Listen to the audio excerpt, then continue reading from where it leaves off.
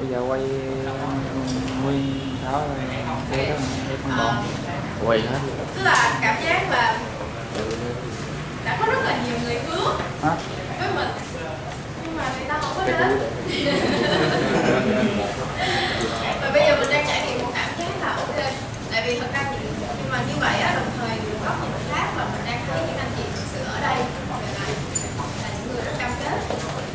Và điều đặc biệt nữa là rất là nhiều người trong số các anh chị ở đây lại là doanh nghiệp về công nghệ thông tin rất là lớn, và chính là những cái người mà họ mình mong muốn để mà được chạm đến để mà hợp tác cùng lại chưa được. Thì ngày hôm nay cơ duyên ở trong một cái buổi nó rất là nhỏ như thế này, nó chỉ rất là ít người thôi, nhưng mà các anh lại đến. Hay là so for the English speaker guest, which is refreshing that I'm feeling a strange wave of emotion right now. So it's like a lot of people promise, but they did not come. But when I look at the audience, like the small audience that we have today, it's actually a lot of big, serious business owner in technologies actually show up. And that's very interesting because they are the one that through that event I want to touch the most, because they can actually together make the movement, like the push for the ecosystem in technologies for the startup and the founder. So that's why I've experienced like a mixture of joy, but also a little bit of sadness that people promised and they didn't come. But I guess we need to enjoy what we have at the moment, right? So thank you so much for being here with us today. We really appreciate. So today we have with us Mr. Tony, as you have already read from the invitation. So he's from Australia and he's one of the most fascinating person I have met because he has done it on. He has done it on. He has been consultant. He has been entrepreneur himself to do mentor. He do investment and he's an ecosystem builder. And so we have Mr. Hoài Minh Ngọc Hải, who's from VC Hub. He is an expert in digital advertising, communication, and sales.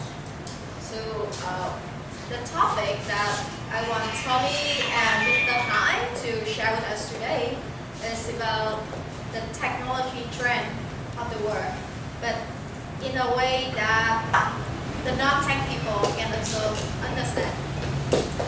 And so Mr. Hai will share about digital transformation, because digital transformation has been a term, a very hot term.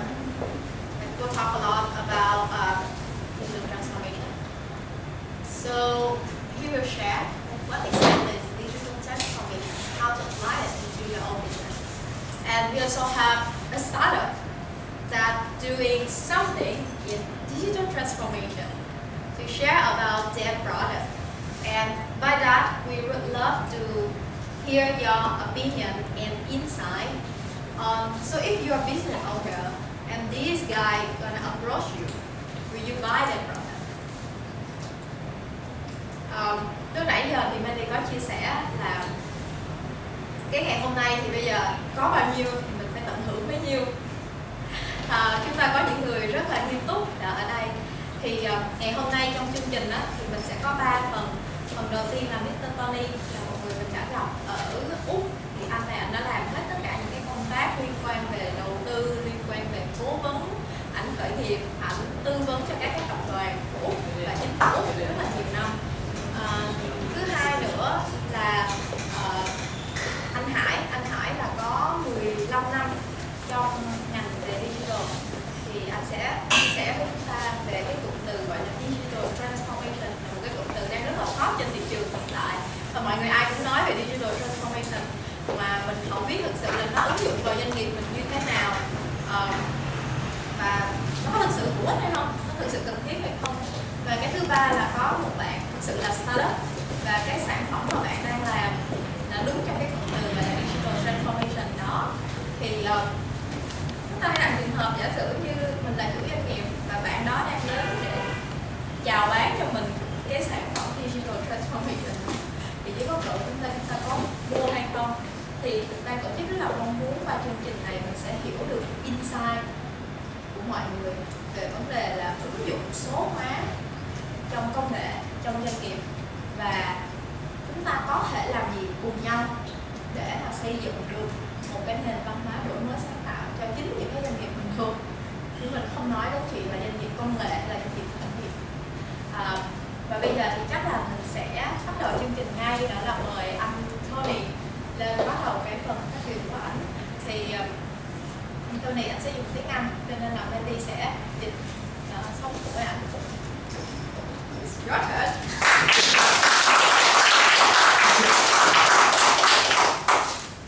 Thank you. So, which button are we pushing? Yeah. All right. So firstly, thank you for coming. Can I ask a quick question, please?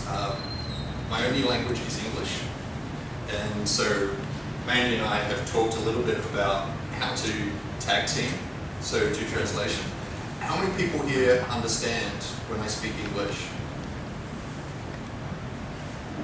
Okay, most. Who does not? Then how do you know what I said? Yeah.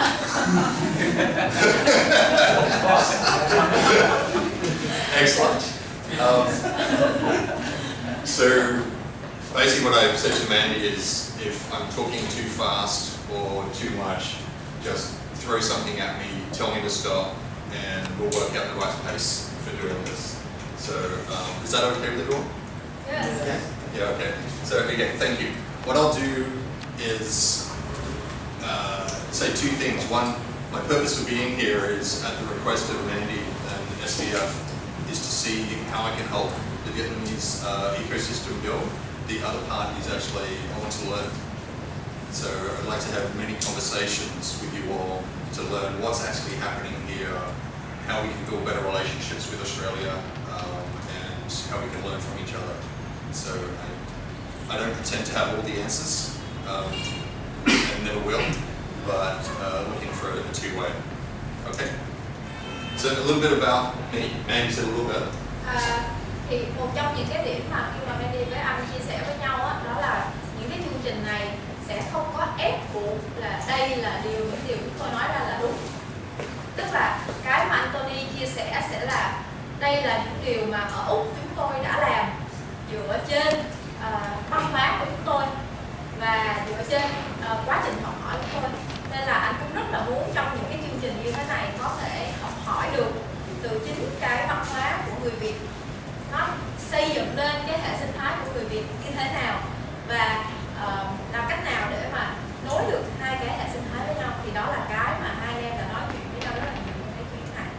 Thì trong quá trình mà anh nói thì Mandy sẽ cố gắng là những cái phần nào mà nó gọi là đơn giản, phần mà giới thiệu này nọ thì Mandy sẽ không có dịch. Nhưng mà những cái đoạn nào bắt đầu mà anh nói có khá nhiều kiến thức mà Mandy nghĩ là sẽ cần phải dừng lại để các anh chị ấy, thì là mình sẽ làm dấu lại. So I was saying like for the basic part, you can go with English. Okay. I think they understand that. Yes. But when you actually go deep into technologies and something about the ecosystem, then I guess you can start with that. Sure. Okay. So just very quickly, I'm not going to go through all of that detail. Main thing, as Mandy said, I have been, I guess, part of the startup ecosystem in Australia for over 15 years, before there even was an ecosystem. A bit like what I hear about Vietnam, we've actually grown very much in the last couple of years. Australia is quite similar. So we've had an ecosystem for 15 years, but it was very, very level, focused in a couple of key areas like health and medicine, and it was very university driven. And in about the last 5 years, it has really taken off in terms of startups. And the prime reason for that is in Australia, we've been very comfortable, very lucky with the resources boom. So we sell a lot of steel, iron, coal, and so on. that resources sector basically has now dropped off. And so as a country, we're having to say, what's next? And how do we get onto the digital process as well, same as the rest of the world? So my background, originally I was an engineer, so aeronautical engineer in the Air Force. So I used to work on military aircraft. So I still love flying, I still love space, and you'll see that in a couple of the projects I'm still working on. I've had a consulting company now for 25 years, working on organizational strategy with big corporates and multinationals, but now spend most of my time advising and mentoring startups and setting up angel investment funds and working with venture capitalists to basically select good investments for the next generation. Does that make sense? Cool. I won't go into detail, that's part of my website. In terms of accelerators and co-working spaces, so like Sci-Hub here, and you've got VC Hub and SVF. A couple of the ones I particularly work with in Brisbane, River City Labs. Some of you may, and if you come to tomorrow's session, which is about the ecosystem, you'll learn more about that. Anybody know Shark Tank? Yes. Yeah. Okay, so one of my friends in Brisbane is a gentleman called Steve Baxter. He's one of the Australian sharks, and he set up River City Labs. So that's his co-working space, but he's also now a professional investor and has done a lot for the ecosystem. So it's very important to get high-profile people who are giving back, putting money in, but also have a media profile. So Steve does a lot. Murudi, and there's a couple of people in the room who actually have been through Murudi in Singapore. So that is by Telstra. And so I'm a mentor of the Murudi program in Australia. And again, they have a partnership with River City Labs. iLab has a partnership with the University of Queensland. And MTA Queensland stands for Motor Traders Association. These guys here focus very much on automotive and mobility. So one of the big things that we see in the future is about mobility. So transportation, autonomous vehicles, all that sort of thing, and they specialize in that. So I'll talk a little bit just about some of the projects I'm involved in, so you can just see what some of the experience is, and then we'll get on to the topic. Yeah, please. Thì thật ra những cái tổ chức này á, nếu mà nó có một cái bản đồ hệ sinh thái của Úc, thì những cái tổ chức này đều là những cái tổ chức rất là danh giá ở trong cái hệ sinh thái đó. Thì một trong những cái điểm mà lúc đó Mandy quyết định là phải nói chuyện với lại Tony là tại vì Tony lại là mentor của rất nhiều những cái tổ chức ở trong đấy. Thì cái River City Lab này á, thì cái anh founder là Steve Baxter, thì anh đó là Shark Tank của Úc. Thì ảnh ở bên Brisbane, ở Queensland nó có một cái chức vụ nó gọi là Chief Entrepreneur, tức là một cái ông mà giống như là cứ đi vòng vòng xong rồi truyền bá về hệ sinh thái, truyền bá rằng chúng tôi có cái gì trong hệ sinh thái là như thế nào. Thì cái ông Steve Baxter đó ông làm cái chức vụ đó và ông là Shark Tank, cho nên là từ khi mà ông bắt đầu lên Shark Tank thì rất là nhiều người bắt đầu biết đến hệ sinh thái khởi nghiệp của Queensland. Và ở trong cái top 5 ngày xưa là Queensland nó không có nằm ở trong cái top 5 hệ sinh thái khởi nghiệp phát triển nhất của Úc. Nhưng mà từ lúc Steve Baxter thì bây giờ là nó lên đến hàng thứ 2 sau Sydney thôi, và nó vượt qua cả là Melbourne với lại các cái địa phương khác. Thì Murudi là một cái accelerator. Murudi is the accelerator. So Murudi là accelerator. Murudi được khởi tạo ra bởi một cái tập đoàn truyền thông lớn nhất của Úc gọi là Telstra.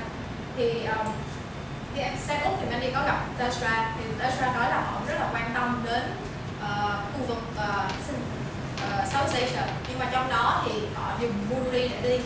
Thì ngoài ra là có iLab, gọi là incubator, và iLab thì họ sẽ tập trung làm việc với lại University of Queensland, tức là những cái sinh viên hay là những cái dự án nào từ trường đại học á thì chuyển qua bên cái incubator này để họ take care. Bên này á thì là Motor Trail Association, tức là họ làm nhiều về cái liên quan về đường xá, và họ cũng là một trong những cái force, cái nguồn lực để mà đẩy cái hệ sinh thái về đổi mới sáng tạo. Và lát nữa anh Tony có những cái sản phẩm mà anh sẽ chia sẻ đang tập trung vào lĩnh vực này. So some of the projects, so as an advisor, I sit on a number of advisory boards, and So I like doing interesting projects. So the first one is Pegasus, flying car. So we're actually building this in Brisbane at the moment. And I'm actually doing it with two Vietnamese brothers.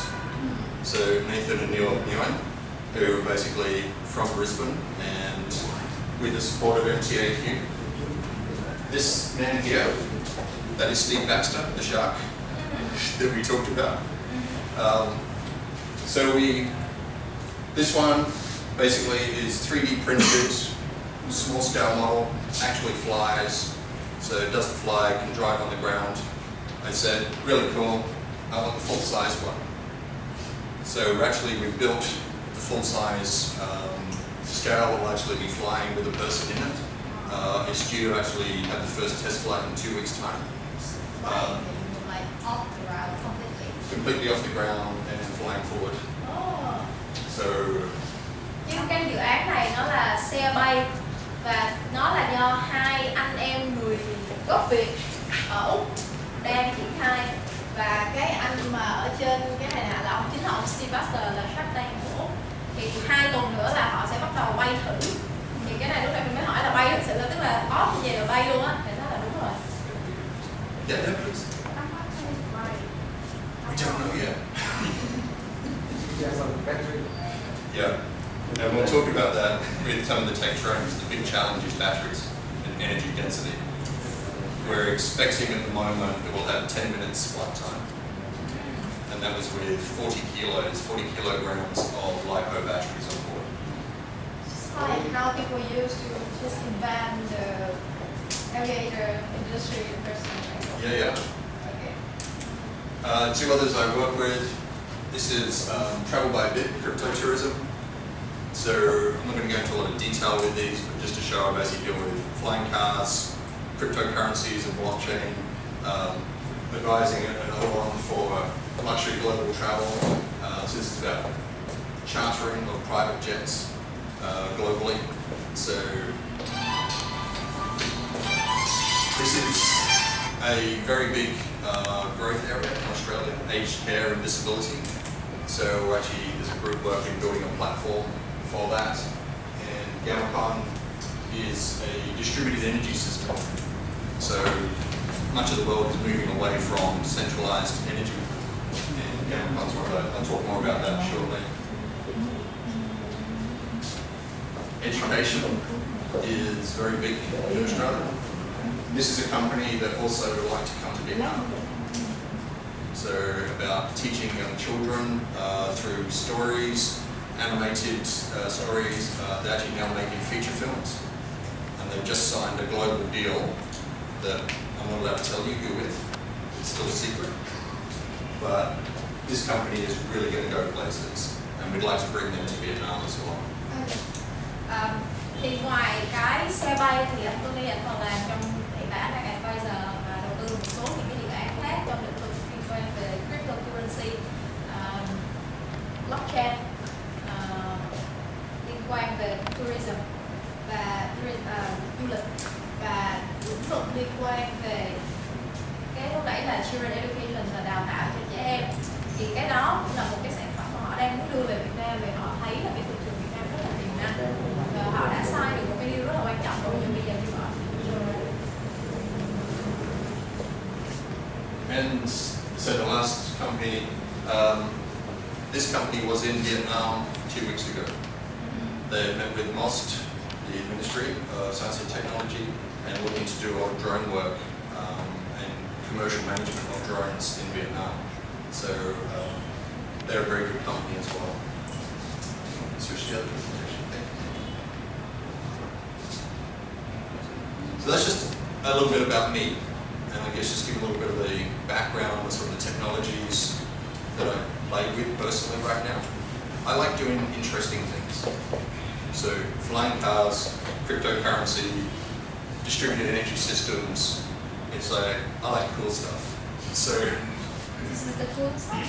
So this presentation here, tomorrow we do one more on the ecosystem.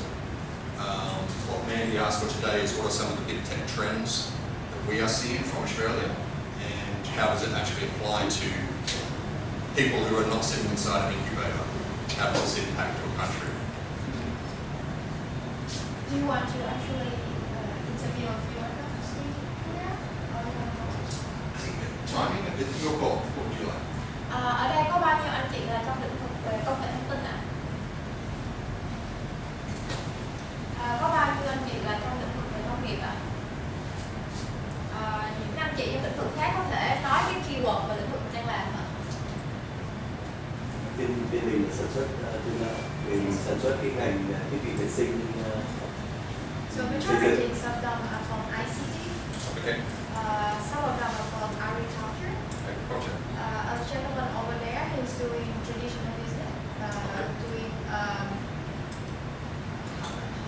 housing, Construction. Building. product. Having product. Okay. Yeah.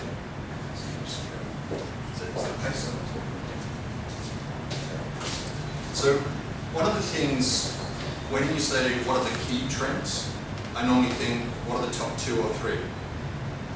The interesting thing right now is there are lots of them.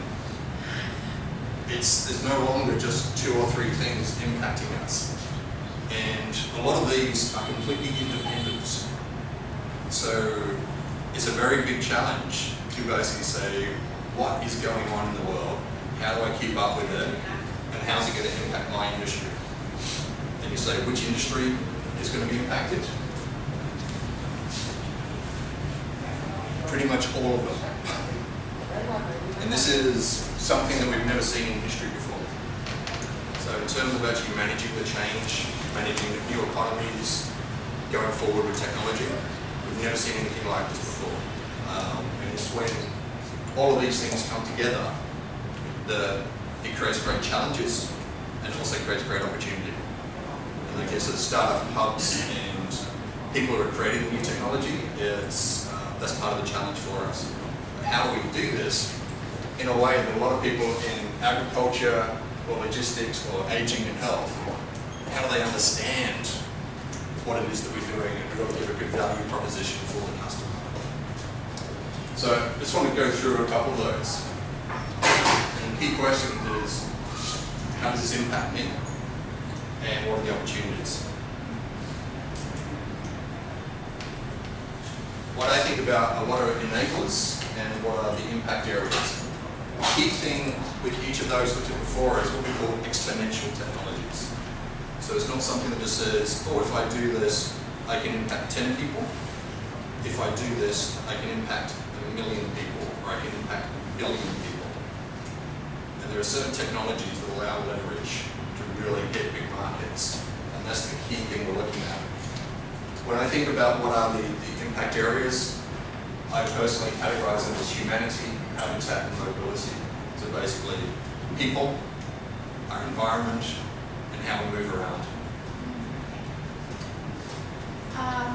Lúc nãy là anh có chỉ ra rất là nhiều những cái keyword về trào lưu công nghệ trên thế giới và những cái lĩnh vực mà nó sẽ tác động vào. Thì thật ra bây giờ mình thấy tất cả những cái như là AI hay là blockchain hay là vân vân, artificial intelligence, các kiểu nó đều đang tác động đến tất cả các ngành công nghiệp, tất cả mọi người. Thì nếu như mà chúng ta lựa chọn ra những cái gì để mà nói thì ảnh mới vẽ ra cái category, cái khung để mình lựa chọn. Đầu tiên á, là những cái công nghệ đó không phải là những cái công nghệ mà giúp chúng ta bán cho 10 khách hàng, 100 khách hàng, mà nó phải là cái công nghệ mà nó sẽ ứng dụng để nó tác động, nó thay đổi đến 1 triệu người, hàng triệu người.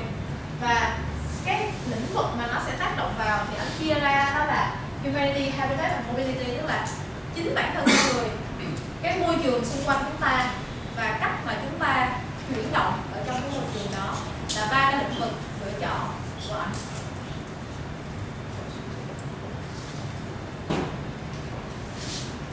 So I want to move through these pretty quickly because there's a lot of areas.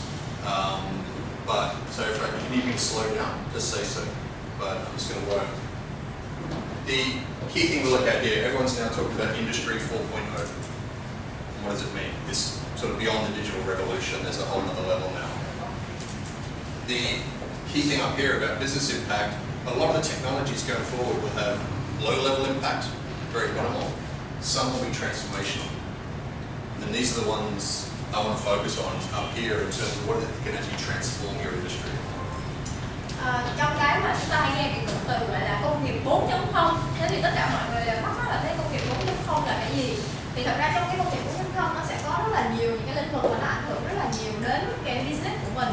Nhưng mà có những cái nó được xếp vào dạng là low impact, tức là cái mức độ ảnh hưởng nó rất là ít.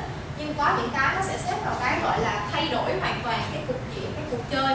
Thì ngày hôm nay trong cái phần trình bày anh sẽ tập trung vào cái phần đó.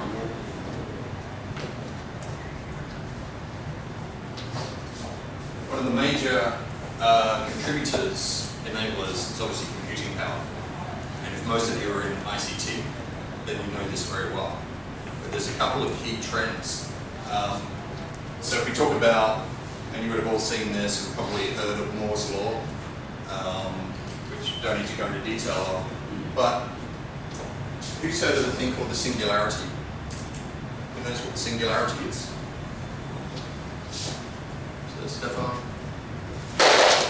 So when we talk about the amount of power a computer has, and we think about how they say that this phone has more computing power than the space shuttle, the singularity is the point that one computer will have more computational power than the entirety of the human race. The singularity is when one single computer, probably the size of your phone, will have more computational power than the entirety of the human race combined. Computation power is like how to like processing information and that. Yeah. Thì tức là anh đang nói là trào lưu của thế giới nó sẽ di chuyển chuyển dịch đến cái cụm từ gọi là singularity. Tức là hiện tại nó đang nói về cái computing power, tức là khả năng xử lý của cái hệ thống. Thì tức là mọi người sẽ làm đến một mức độ, nó phát triển đến mức độ là chỉ một cái điện thoại này thôi mà cái khả năng xử lý của nó có thể bằng tất cả cái loài người của chúng ta cộng lại. Thì đó là singularity. The interesting part is they're saying that a computer will have more power than the human brain by 2025. So 2025. Is basically 7 years away, and it will be more than the entire human race by 2045. Đến năm 2025 dự kiến là máy tính nó có khả năng xử lý dữ liệu hơn não của người rồi. Và nếu mà gọi là đến cái mức độ gọi là một cái máy tính khả năng xử lý hơn tất cả loài người chúng ta cộng lại thì đó là 2045. And the interesting thing is, what's also happening now is that there are more mobile devices in the world than there are computers in terms of desktop computers. So with things like decentralization and blockchain and what they now call edge computing, which most of you probably know about as ICT people, is actually, we start off with the cloud, we're now going mobile, and we're now talking democratization and decentralization of computing power. It is going to change the game enormously. So you've got to think about how is that going to impact my business. Thì một trong những cái trào lưu mà bây giờ các anh chị sẽ nghe nói đó là decentralization. Tiếng Việt nó sẽ gọi là phi tập trung, tức là mọi thứ nó sẽ ban đầu nó sẽ chuyển dịch về cloud, bắt đầu nó không phụ thuộc gì vào những cái server ở dưới đất nữa, gọi là kéo cloud về Việt Nam. Thì tất cả mọi thứ trên cloud, sau đó nó bắt đầu là số lượng những cái mobile phone bây giờ nó nhiều hơn số lượng laptop. Và cái decentralization nó cho phép là tất cả hệ thống xử lý dữ liệu, cái computing power nó chia đều cho tất cả các cái hệ thống mấy con như thế này, và lúc đó thì cái năng lực xử lý thông tin nó là vô hạn.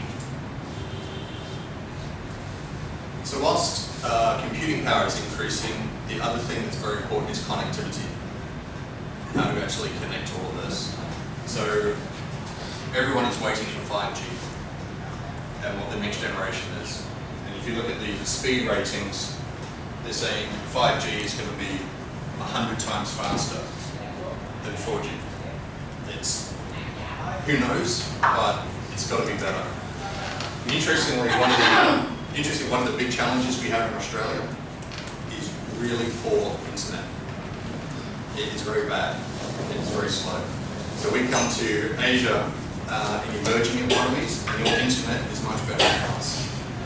And that's a big problem holding us back. So we are really waiting for 5G to come to Australia. We're starting to do some trials now, but it becomes very important. Thì Internet 3G, 4G, bây giờ sắp tới nó sẽ có 5G. Thì anh Chi mới chia sẻ là ở bên Úc thật ra là nhìn như vậy thôi, chứ còn Internet của Úc nó rất là chậm và nó rất là đắt. Thì cái đó mình cũng trải nghiệm lúc mà qua đó mình mua cái SIM 3G đắt hơn rất là nhiều ở Việt Nam. So I imagine most of you have heard about the Internet of Things. And so again, it's just about what happens when every device, every phone, every car, every fridge, every microwave, everything all gets connected. So you've got to start thinking through, what does that mean for my business? How is that going to change? So I don't want to go into detail on this, we just start thinking through. Thì đối với lại Internet of Things á, đó là các anh chị thấy cái cụm từ IoT là khi mà tất cả các cái hệ thống máy móc, không chỉ có điện thoại, máy tính mà nó cả tủ lạnh, lò vi sóng, máy lạnh vân vân, cửa nhà, tất cả mọi thứ nó đều kết nối lại với nhau và nó có một hệ thống xử lý tập trung. Vậy thì nếu như chúng ta đặt cái trường hợp là nó diễn ra, sắp tới sẽ diễn ra như vậy, thì nó sẽ ảnh hưởng gì đến cái lĩnh vực doanh nghiệp của mình, cái ngành nghề kinh doanh của mình? So one of the things that IoT does is obviously link to smart cities. And so there's a lot of work going on. And I found this reference to the Global Smart City Innovation for Vietnam. And I was saying the challenges are affordable housing, traffic congestion, drainage and sewerage, environmental awareness, greenery and clean water.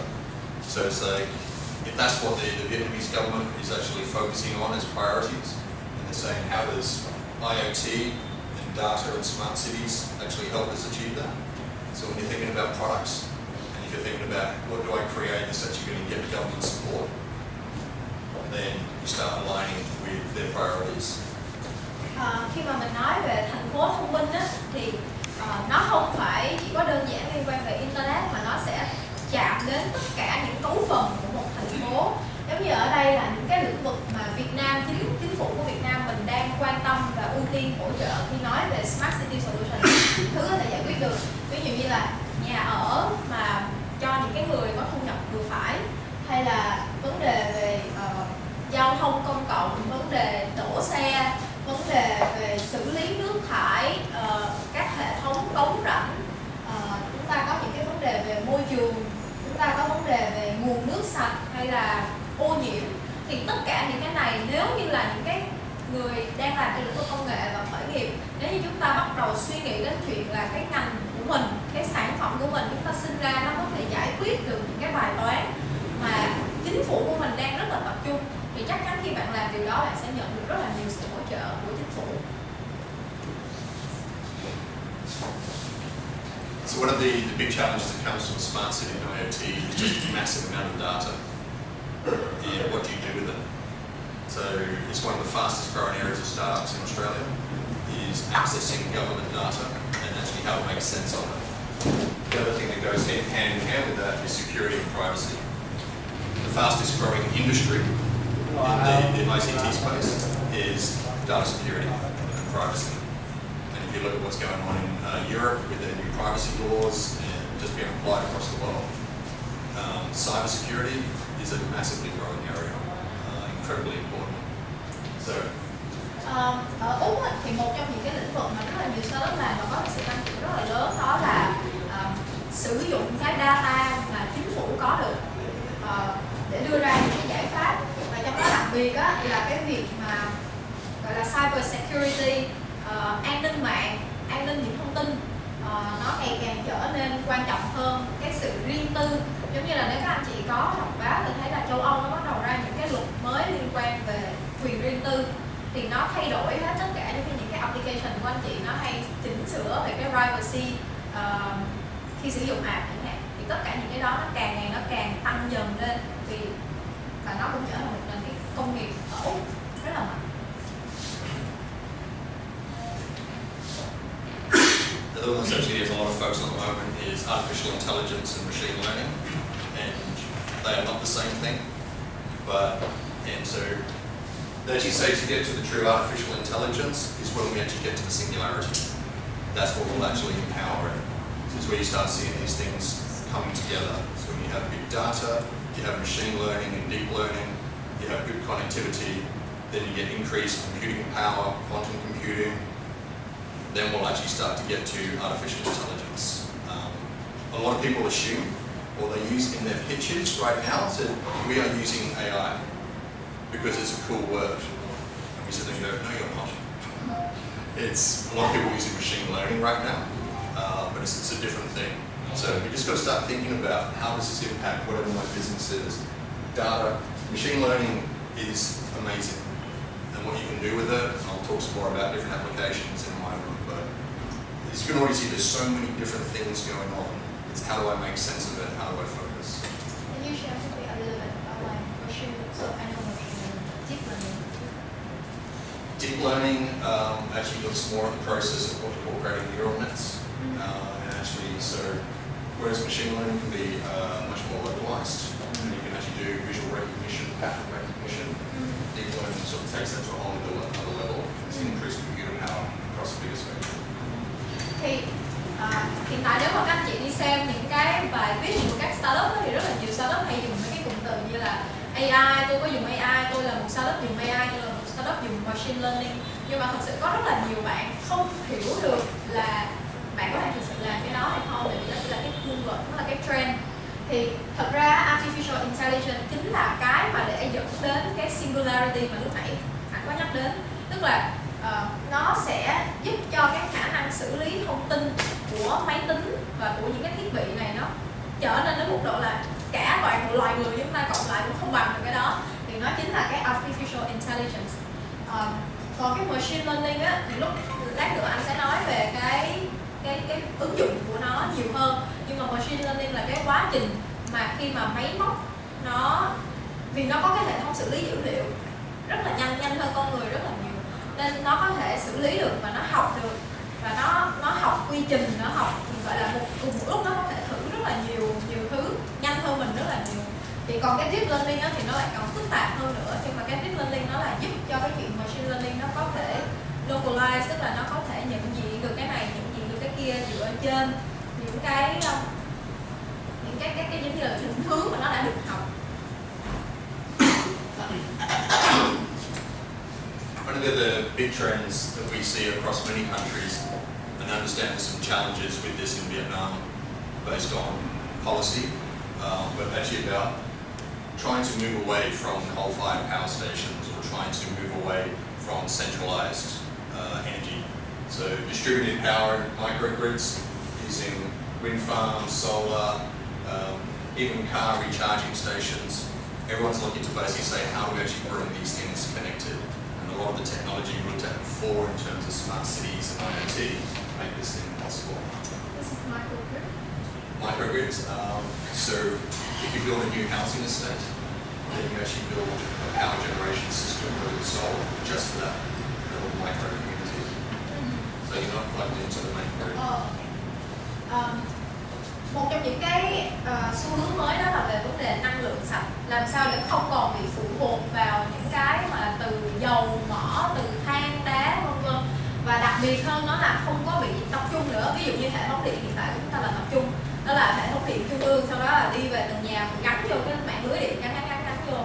Nhưng mà với cái trào lưu mới đó là ví dụ như là một cái nhà nó có một cái hệ thống năng lượng mặt trời cung cấp cho cái nhà đó, mình hoàn toàn độc lập, mình mình không có bị gắn vào trong cái hệ thống trung tâm, và nó sẽ có điện từ gió, điện từ năng lượng mặt trời, điện từ rất là nhiều thứ khác, làm sao để nó gọi là ngay cả là những cái trạm sạc xe điện, thì tất cả những thứ đó nó giúp cho chúng ta gọi là, mình có hỏi về microgrid là nó không còn bị tập trung, không phụ thuộc, và nhất là những cái năng lượng này là năng lượng sạch.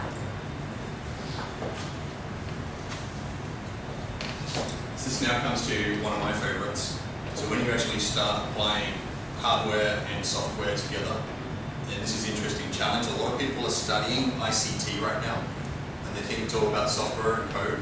But when you actually build robotics or autonomous vehicles or anything else, there's still a lot of hardware that has to go. And so the integration, the systems integration, is very challenging. So, anybody, you know Pepper? Yeah. So, Japanese SoftBank service robot, so they use it in healthcare, lots of other things. This is one I imagine, this is a big area for Australia, and I think for Vietnam as well, agricultural robotics. And so in terms of using data and IoT, there's a lot of sensors now for soil quality, water quality, distribution of fertilizers. What this is a bit unclear, but there's a drone sitting up here taking aerial photos, and then by using machine learning, they can actually now categorize the soil and say we need to add more fertilizer here, less here.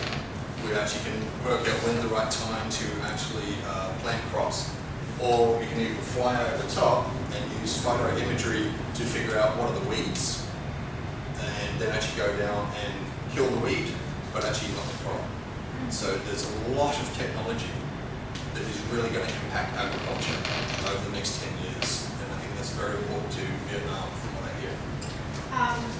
Thì ở đây các anh chị thấy là cái bạn robot này tên là Pepper, bạn được develop bởi SoftBank. Thì actually met him Yeah. ở Brisbane. Ở cái hub mà ở Brisbane mà Mandy có gặp thì nó có cả chục con như thế này. Và cái bạn này thì rất là phổ biến ở Nhật Bản, là đưa vào trong gia đình, dọn dẹp, chăm sóc người già, vân vân. Thì một trong những điểm anh nói là trước giờ khi nói đến ICT thì mọi người nghĩ đến phần mềm nhiều hơn coding, nhưng mà thật sự với cái công nghệ nó ngày càng đi lên đó, thì cái việc mà sát nhập giữa phần mềm và phần cứng nó ngày càng trở nên là quan trọng. Làm sao để giống như bạn này là vừa phải là ở ngoài cái phần cứng ở ngoài hệ thống thiết bị và cả cái phần ở trong xử lý thông tin. Thì đối với automation và robot á, thì anh có nói đến một cái lĩnh vực ở Úc nó rất là lớn mà ở Việt Nam chắc chắn là cũng sẽ như vậy, là về nông nghiệp. Thì ở nông nghiệp hiện tại á, là robotics ở trong nông nghiệp, ví dụ như là cái máy này đi, thì sử dụng cái internet of things mà lúc nãy mình có nói đến á, thì nó sẽ có gắn ở trên này rất là nhiều cái hệ thống cảm ứng. Thì cái hệ thống cảm ứng này á, nó sẽ giúp cho cái việc gọi là lượng nước có đủ chưa, không khí độ ẩm này nọ như thế nào. Giống như ở đây là một cái drone, các anh chị biết cái drone đó, một cái bay á, thì nó sẽ chụp và xử lý hình ảnh của một cái khu vực như thế, nó bao một khu vực là như vậy, và nó sẽ xử lý rằng với cái cơ sở dữ liệu nó sẽ sử dụng big data, tức là rất là nhiều thông tin để nó xử lý, và nó đưa ra nhận định rằng với cái hình ảnh này, màu sắc này của cái khu vực này thì nó đã bị ảnh hưởng bởi loại cỏ dại gì, hay là nó đang bị sâu hại như thế nào, hoặc là nó đang thiếu phân bón cái gì đấy, và nó sẽ cảm ứng và nó chuyển về hệ thống trung tâm để nó tự động đẩy phân, đẩy nước, đẩy chất xử lý vân vân. Và ngay cả là nó có cái một số cái máy mà nó tiên tiến hơn, đó là khi mà nó phát hiện ra cỏ dại, nó biết là cái cỏ là cỏ gì và nó sẽ hạ xuống và nó xử lý luôn, mà nó không ảnh hưởng đến hoa màu của mình.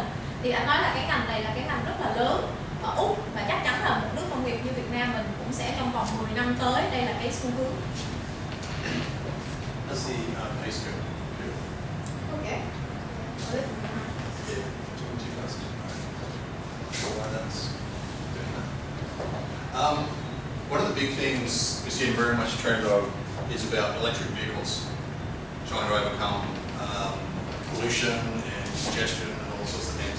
So everyone's familiar with Tesla. Just keep hearing all about Tesla now. But whereas you start with cars, there's a lot more new solutions now coming out, scooters and electric bikes and electric frames. And I think this is sort of, again, particularly important for somewhere like Vietnam with population density. You're not all going to be going with big Tesla cars, even though I've seen a couple around. But one of the interesting things with this, again, is energy density and batteries. Batteries is the big limiting factor. There's a magic formula. You want to try and get 500 kilometres for one charge. An Australian company called Tritium has just developed a rapid charger where you can get 350 kilometres of charge in 10 minutes. So the cable that actually puts it in is like this. I went to their factory. It's 100 kilowatts charge. The power is just mind blowing. and they just won the contract to supply all of Germany and expanding into Europe and Asia, and they're manufacturing everything in Brisbane, and they're going to export it. So it's very cool that an Australian company is working on the battery charging issue. For that, you can renewable. Lithium. Sorry. Lithium, battery. Mostly lithium. A lot of the stuff now is still lithium ion. They're doing this new tech, actually looking at magnesium. Most of the stuff for aviation is lithium polymer. This is a better power to weight ratio, but there's got to be a whole new generation of batteries. We have to have another breakthrough. What we've got now is not enough. Thì các anh chị chắc là có nghe đến cái Tesla. Thì Tesla họ có cái sản phẩm là cái xe hơi điện, nhưng mà ngoài cái xe hơi điện ra thì thực sự là đối với một nước như Việt Nam thì những cái dòng như là xe máy điện á thì nó sẽ phù hợp hơn. Thì một trong những cái thử thách đối với việc phát triển hệ thống xe điện này đó là việc mà sạc điện. Sạc điện tức là bình thường để có gọi là okay, số liệu hiện nay anh nói rồi, nhưng mà đại loại là gấp 5 lần trong một cái thời gian mà ít hơn rất là nhiều. Làm sao? Tại vì nếu mà chúng ta cần phải đi mấy chục ngàn km mà cứ hơi chút sạc thì nó sẽ rất là khó khăn. Thì một cái công ty ở Úc hiện tại là họ đã phát minh ra một cái pin sạc mà nó gấp 5 lần về cái lượng pin có thể sạc vào với thời gian có 10 phút, và họ đã phát triển cái này ra rất là nhiều nước. Ví dụ như là Đức họ sẽ cung cấp hết cho toàn bộ nước Đức, rất là nhiều cái nước khác trên thế giới, là toàn bộ hệ thống sản xuất là ở Brisbane. So the next step is autonomous vehicles. This is obviously a scene that's quite familiar to all of you in terms of just driving through Ho Chi Minh or Hanoi or any of the big Asian cities. It's just chaos. How autonomous vehicles are going to work in this, I'm not quite sure, but it's going to be an interesting challenge. The interesting step now is you actually have autonomous motorbikes. So they actually have self-stabilizing. So Honda has now produced a self-stabilizing autonomous motorbike, which is super cool. And again, back to the congestion issue, basically for places like Ho Chi Minh, it's going to be a motorbike solution rather than a car solution.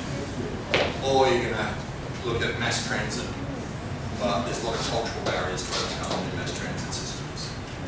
So, or the yellow. So this is basically each of the cars. The idea is that each of the cars are talking to each other. So this is why you need high levels of connectivity, high levels of processing power, and lots of machine learning happening in real time.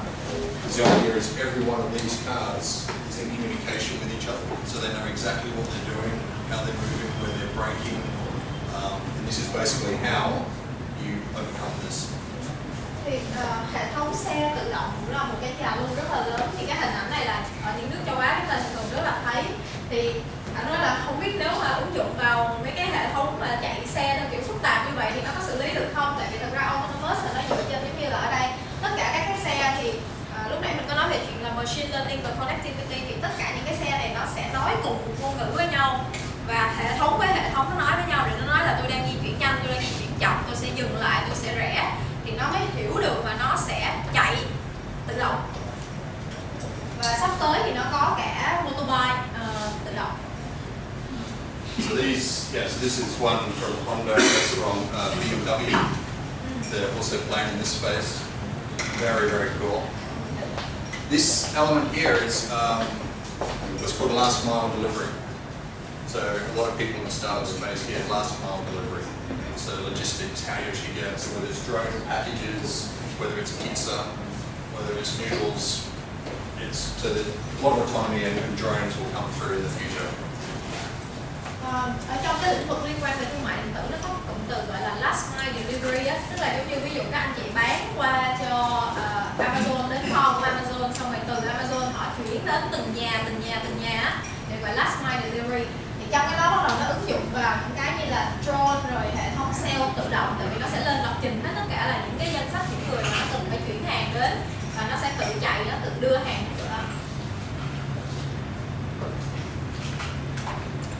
This is my favorite. That's a lot of your favorite. It's vertical. Where the flying cars. The flying cars are here. Yeah. So I don't know. Has anyone seen? This is the Chinese Yihang 184. Has anyone seen this? Already there. So Dubai is saying they will have first flying taxi service by the end of this year. They are using the Yihang 184. China already has it. So this is a real thing. It flies. It can take 2 passengers. 500 kilometer range. It's quite staggering. So what we found is on the flying car that I showed you that we're building, the one up front, we're using the same engines and props as what the Yihang is. What fuel? What fuel? Battery. Battery for 500 So they have got some secret magic, if you believe it. So yeah, it's a lipo battery. So it's like car flight or so using battery, right? That didn't happen already. So yeah, this in everyone know Uber? Yeah. So Uber for cars. So about 1 month ago in America, they had the Uber LA conference. So Uber is actually now setting up. This is an Uber design for cities of the future. They actually want to control the airspace. So whereas you have Uber and Grab, a ride-sharing platform, Uber actually is working with NASA to actually create that for flying vehicles. So they actually don't want to make flying cars. They want to control the platform that everyone actually flies in. So they are working with NASA right now to do that. And Uber came to Australia 2 months ago, and they want to use either Sydney or Melbourne as a test case. So it's very interesting. These ones here, but the Yihang is like a big drone. So it actually has shorter distance and less battery life. Ones like this, which is Lilium, out of France, they are looking for long distance. And so basically it's more fixed wing, like a traditional airplane. So you're not having to rely on rotors for all of your lift. There are currently 75 companies in the world that we know of that are working on viable prototypes right now. So this is happening, and it's going to happen very soon. Tóm gọn. Too much. Ok, cái này nó giống như drone bay nhưng mà nó ở một cái kích cỡ lớn hơn và nó có thể chở được 2 người. Thì còn ở đây đó là một cái nó sẽ giống như là máy bay nhiều hơn và nó bay được đường dài hơn, nhưng mà cái điều thú vị là tất cả là xài pin, không có phải xài hệ thống đốt như hiện tại. Và Uber, các chị đều biết Uber, thì Uber đang làm việc với NASA để mà họ không chỉ là chế tạo những cái thiết bị bay và chở người, mà họ sẽ đưa ra một cái hệ thống mạng lưới để kiểm soát luôn. Tức là bây giờ chúng ta đang có là hệ thống gọi là car sharing, tức là xe đi đấy này nọ, chia sẻ với nhau về xe. Thì bây giờ đến những cái thiết bị bay sau này nó cũng sẽ là chia sẻ với nhau. Thì chúng ta cứ tưởng tượng đến một ngày là chúng ta có thể book một cái máy bay đến đó mình, và trong đó nó cũng chở những người khác và nó đi đến khắp nơi trên thế giới. Thì đó là khoảng 75 công ty trên thế giới đang nghiên cứu về vấn đề này và nó đang diễn ra rồi, nó đang trong một tương lai rất gần là sẽ trở thành hiện thực.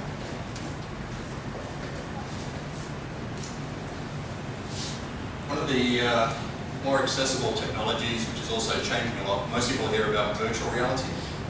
The one that's basically going to take over very quickly is augmented reality.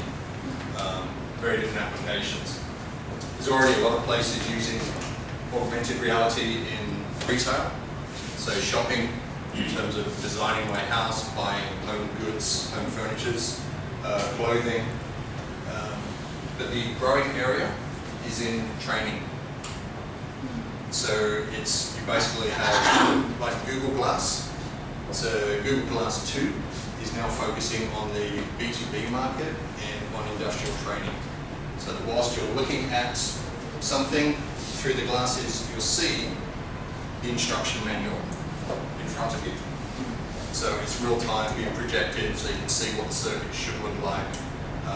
So we have companies in Brisbane that are doing this for driver training, mining operations, train drivers, all sorts of things. So I also have another company that is looking to raise money at the moment that are using augmented reality in sports stadiums. And it is going to go nuts. That one is going to go huge. They've got some major contracts with American teams. And so imagine sitting in a sports stadium, holding up your phone, and you get all the player statistics, all the data, everything sort of on your phone or your iPad, whilst actually watching the real game. And you can do it from home, you can do it with betting, you can do it with, and they've got major global contracts already. We're about to take them here up. Ok, thì một trong những cái xu hướng công nghệ mới mà nó đang rất là phổ biến và thực ra nó dễ sử dụng hơn rất là nhiều, đó là augmented reality. Thì nó được sử dụng nhiều trong kênh liên quan về bán lẻ. Ví dụ như ở đây các chị thấy là IKEA này, hoặc là một số những cái shopping mall. Thì nhưng mà cái lĩnh vực mà nó được ứng dụng nhiều nhất đó là vào lĩnh vực đào tạo. Thì ví dụ như hiện tại cái sản phẩm mới Google Glass á, Google Glass 2 á, nó đang được rất là phổ biến, là khi mà mình đeo vào và mình nhìn, ví dụ như ở đây là ảnh nhìn vào một cái bộ máy thực tế đi, thì qua cái kính này nó sẽ lên một cái màn hình đầy đủ các cơ sở dữ liệu, cách để mà vận hành như thế nào, chỉnh sửa ra sao, tất cả những cái thông tin chi tiết mà chúng ta có thể lập trình trước được. Thì đối với cái ứng dụng này á, ở Brisbane hiện tại đang có một cái công ty mà họ sử dụng vào liên quan về thể thao. Tức là họ sẽ tưởng tượng là một ngày mà các chị đeo cái kiến này bước vào một cái sân vận động và giơ điện thoại của mình hoặc đeo cái kiến vào, thì nó hiện lên đầy đủ những cái thông số, những cái cầu thủ tham gia là ai, tỷ lệ thắng, tỷ lệ thua. Thì nó sẽ đẩy theo cả một ngành công nghiệp liên quan về thể thao, liên quan về cá cược, liên quan về rất là nhiều thứ khác. Và cái này họ đã có những cái hợp đồng rất là lớn với những cái đội bóng ở Mỹ rồi. Not going to go into detail on this. We had a big conversation over dinner last night, and there are still many people out there, many people that think blockchain and cryptocurrency are the same thing. Most people have no idea what they really are, but there is a growing community that is doing some amazing work in this space. So if you've got anything to do with agriculture, food, finance, medicine, education, privacy, blockchain is going to be huge going forward. Which cryptocurrency wins at the end of the day? There will be, my view is there will be digital currencies in the future. Whether it's Bitcoin, whether it's any of the ones we have now, who knows? But this is going to change a lot of things, and particularly for emerging economies like Vietnam, where a lot of it is actually a cash society. Bitcoin and cryptocurrency is going to be very significant. Thì cái chủ đề liên quan về blockchain với lại cryptocurrency á, thì hôm nay không đi sâu vào nữa, tại vì ngày hôm qua đã có một cái dinner về cái chủ đề này rồi. Thì thật ra rất là nhiều người bị nhầm tưởng là khi nói về blockchain là mọi người chỉ nghe về Bitcoin, mọi người chỉ nghe về Ethereum, những cái đồng tiền ảo, thì mọi người nghĩ là blockchain nó là liên quan đến tiền ảo, nhưng mà thực ra tiền ảo nó chỉ là một cái ứng dụng ở trong blockchain thôi. Nếu mà chúng ta có trong lĩnh vực nông nghiệp, chúng ta trong lĩnh vực về xuất nhập khẩu, logistics, trong tiền tệ, tài chính, tất cả mọi thứ nó đều sẽ bị cái blockchain này nó thay đổi, nó disrupt. Nhiều người hay hỏi là ủa rồi đến đồng nào đang lên, đồng nào lên xuống, thì anh nói là không biết, nhưng mà tất cả mọi thứ nó sẽ chuyển lại thành là tất cả là digital currency, tức là tiền ảo hết. Và nó đặc biệt là nó ứng dụng rất là tốt ở những cái nền kinh tế mới nổi như là Việt Nam, bởi vì ở đây chúng ta vẫn sử dụng tiền gọi là luôn luôn là cash rất là nhiều. Và cái đồng ảo này nè, nó giúp cho mọi thứ bây giờ không còn phụ thuộc vào tiền nữa, mà nó sẽ dễ dàng hơn trong giao dịch rất là nhiều.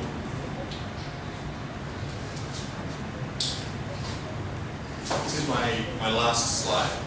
So you'll be pleased to know we're finishing. But it's interesting. I went to a robotics conference recently, and the biggest topic at this entire robotics conference is about what happens to the humans. And most of it is actually saying robots are coming, autonomous vehicles are coming, blockchain is coming, data is coming. Everything that we have talked about, it is all coming. It's all going to happen. The question is, how do we get the machine-human interface right? So there are actually now whole schools of psychology that are actually starting to look at basically machine psychology or human-machine interface psychology. How do we deal with the change? How do we deal with the change of digitalization? How do we deal with the change of actually having certain robots and our data everywhere? How do we deal with hyperconnectivity? It's a massive change to our social structures. So this is an incredibly important part. There are groups, so we talked about singularity before. There are groups that are basically called Singularity University in America, and they're having conversations about the values of how far do we let the robots go? How do we not lose our humanity? Remember, they're here to serve, they're here to make our lives better, and we've still got to figure out how to do that. Khi mà nói những cái hội thảo về công nghệ mà mọi người nói về trào lưu công nghệ là gì á, thì chúng ta luôn luôn nói về tất cả những thứ vừa rồi, những hộp minh nhân tạo, về xe tự động, về robot thay thế con người vân vân. Nhưng mà có một cái chủ đề rất là lớn mà cũng rất là nhiều chuyên gia họ quan tâm, đó là việc tương tác giữa máy và con người nó sẽ như thế nào. Và bắt đầu có những cái bộ phận nghiên cứu, họ nghiên cứu về tâm lý học, nhưng bây giờ bắt đầu nghiên cứu về tâm lý học của máy, nghiên cứu về tâm lý học của con người khi mà bắt đầu phải tương tác với máy. Tâm lý của chúng ta sẽ như thế nào nếu mà xã hội của mình bắt đầu đưa vào những cái robot như thế này, và làm sao ở một cái trường đại học ở Mỹ á, thì nó còn bắt đầu bàn luận với nhau về chuyện là chúng ta cho robot nó thông minh đến mức độ nào. How far do we let it go? Tại vì mình muốn là robot nó phục vụ mình, chứ không phải là đến một mức độ nào là mình phục vụ robot. Vậy thì tất cả những cái chủ đề đó đều đang rất là được quan tâm và có rất là nhiều nhóm và nghiên cứu để xử lý. So in short, or in summary, this is about sort of tech trends. There are more. I haven't actually covered all of them. But what it actually tells you is there is a lot going on. There is a lot of change. There is a lot of technology impacting the human race right now. And we've got to think about how does this apply to my business, whether it's a traditional business, whether it's a startup, whatever stage I'm at. And how do I take advantage of this, but also do things that are for the betterment of humanity. At the end of the day, that's what it's all about. Thì ở trong, thực ra nếu mà nói về công nghệ trên thế giới thì nó còn rất là nhiều. Anh chỉ có mới chia sẻ một phần rất là nhỏ trong đó thôi. Thì cái mà chúng ta là những cái chủ doanh nghiệp hoặc là những bạn startup, chúng ta bắt đầu phải suy nghĩ rằng cái trào lưu của thế giới, cái công nghệ của thế giới nó đã đi đến đó rồi. Vậy thì mình ứng dụng như thế nào, nó sẽ ảnh hưởng gì đến những việc mình đang làm, cái mô hình kinh doanh, đến sản phẩm của mình như thế nào. Nhưng mà đến cuối cùng thì chúng ta phải suy nghĩ rằng chúng ta sẽ làm gì để giúp cho toàn bộ cái giống loài của mình nó tốt hơn. Thì đó sẽ là cái phần summary, cái phần kết thúc là cái chuyện company.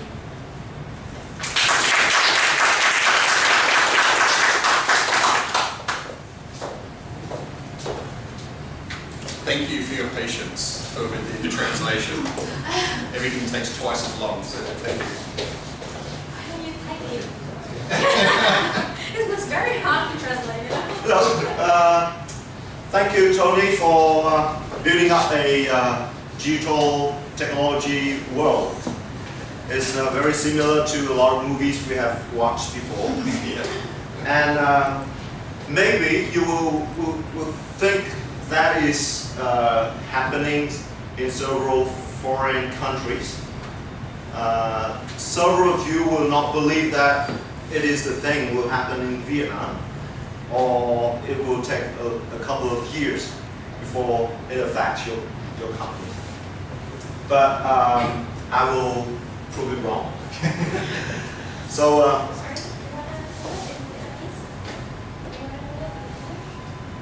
please help.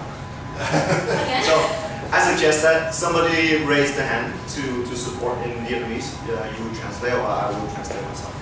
Is that okay?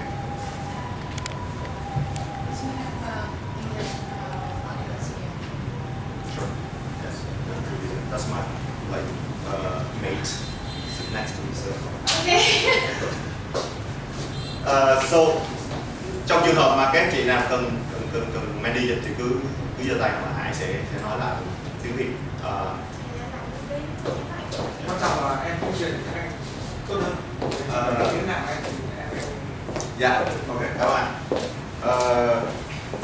So a couple of words about myself.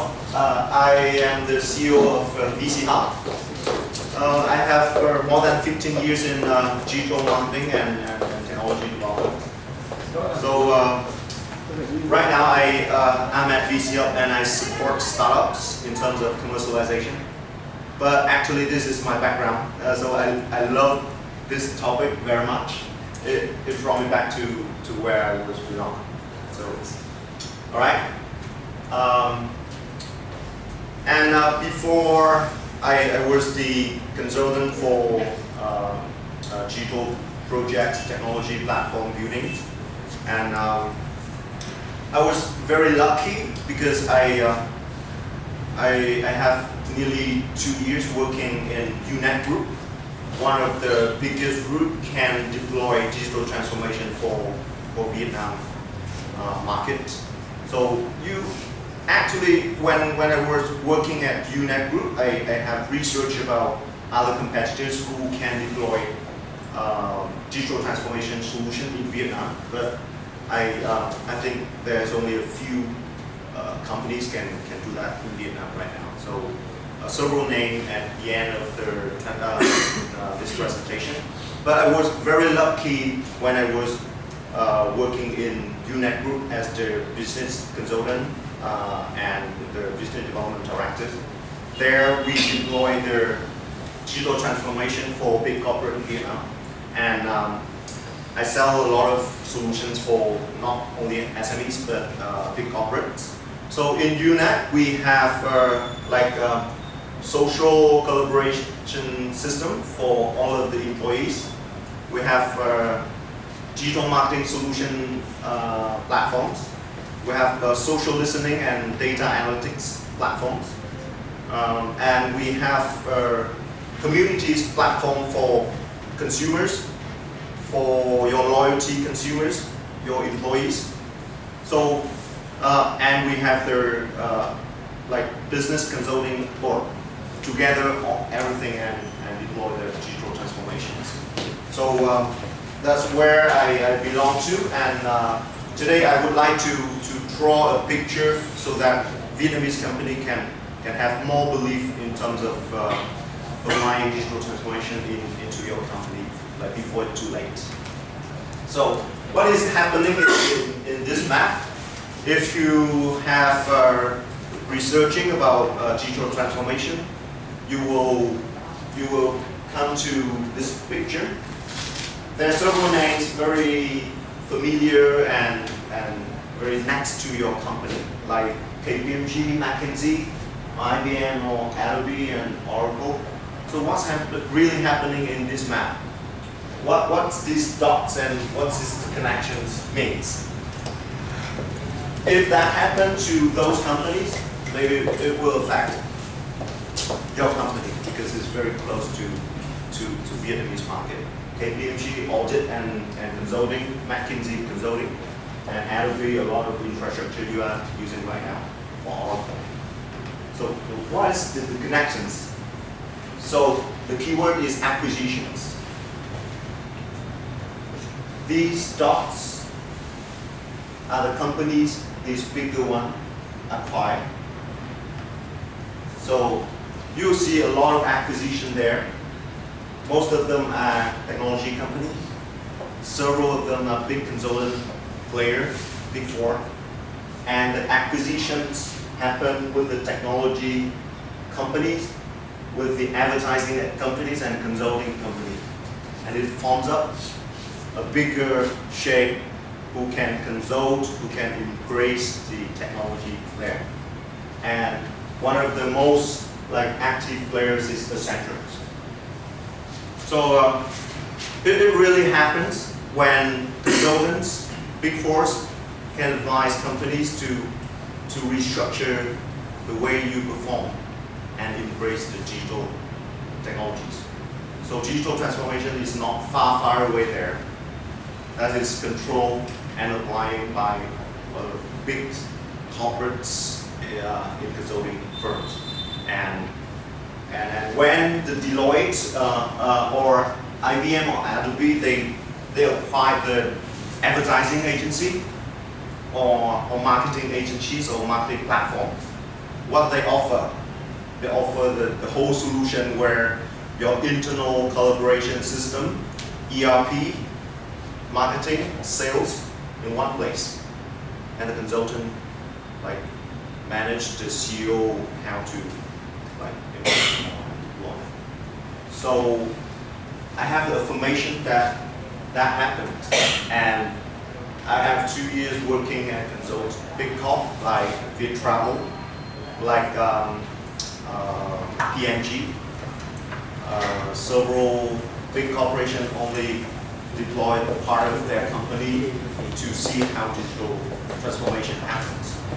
So, and if you search about digital transformation in Vietnam, several names will show up, like FPT, and they have several projects with Cisco, with Japan, and Fujitsu have the solution themselves.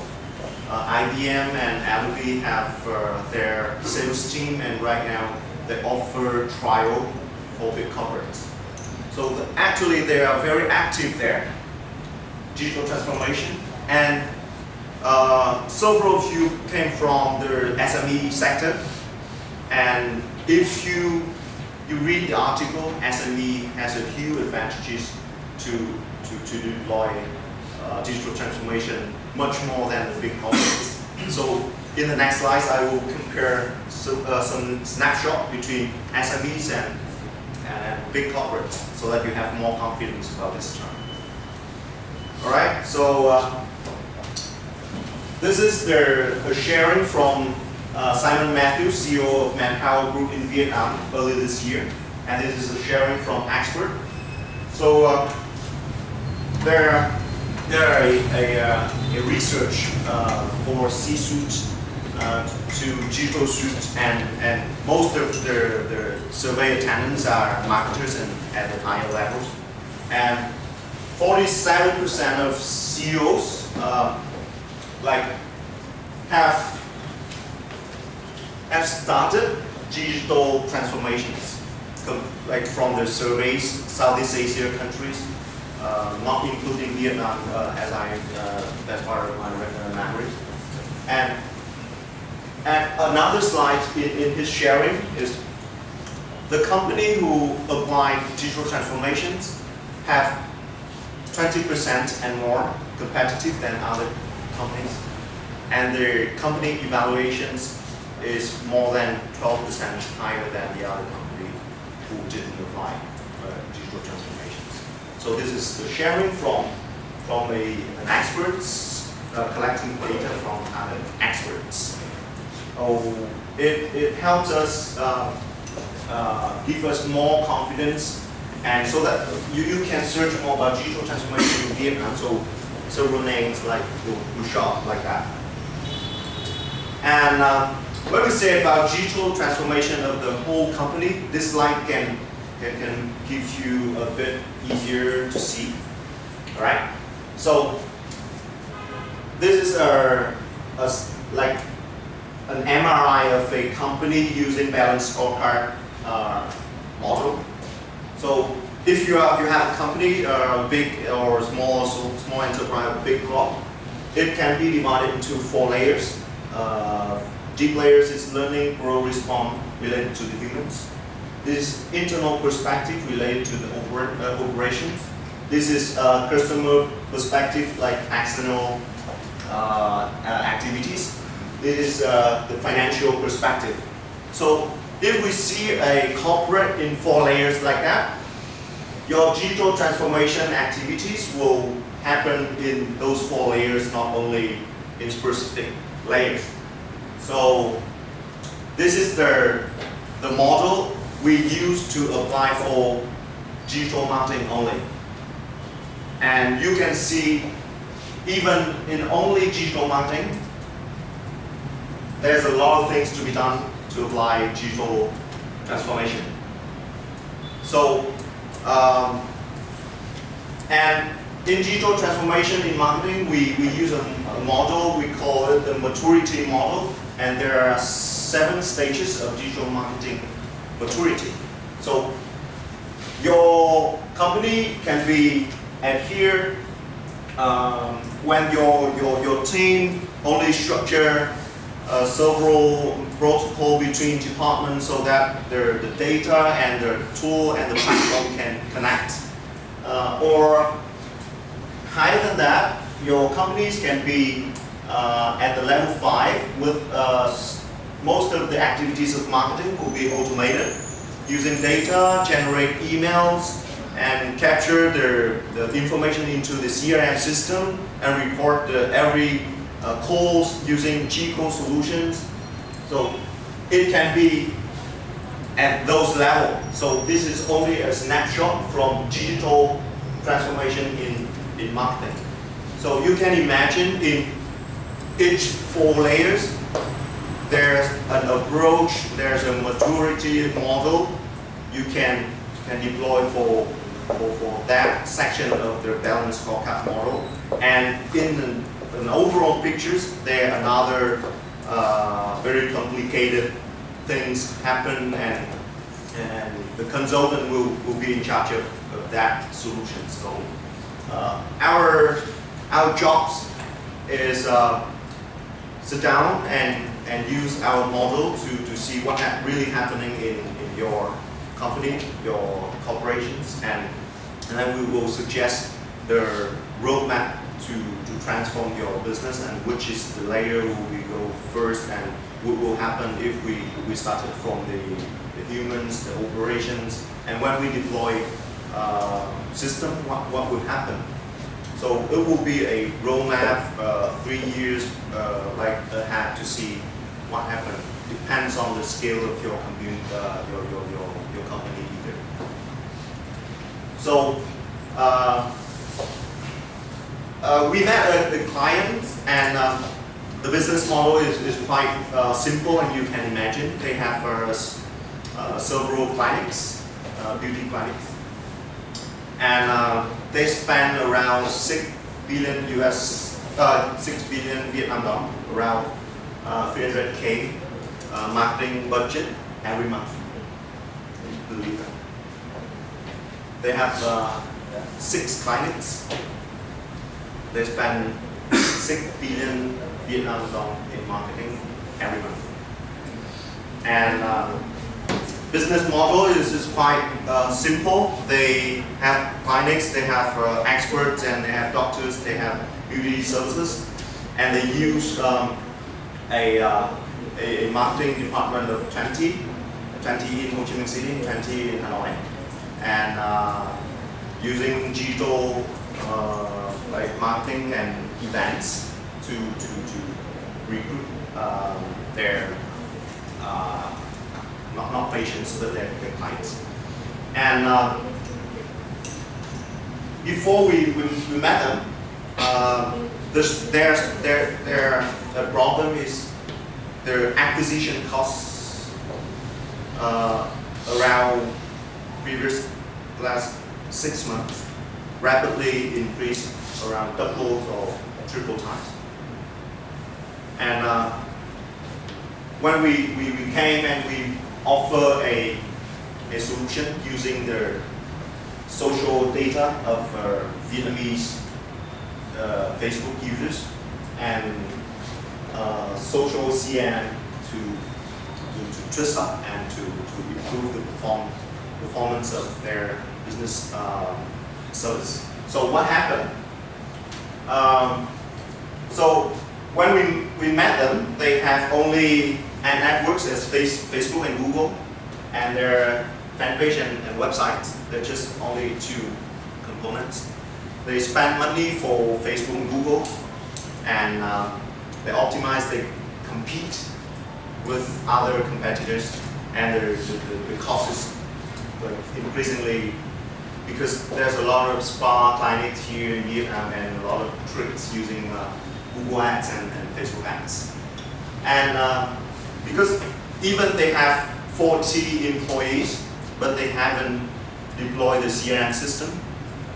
They even don't know, and they even don't collect the data or the personal information of their clients, and they even don't know anything about their clients' behavior. So what we offer is we use social data where we collect many information from Facebook attached with their individual public informations to segment and to create behavior segment of their target audience. And then when we plug here, we will segment, create segments so that we can improve the advertising. And when we run the advertising, we create more content and interactive activity tiers so that we can understand more about the consumers, the clients we have.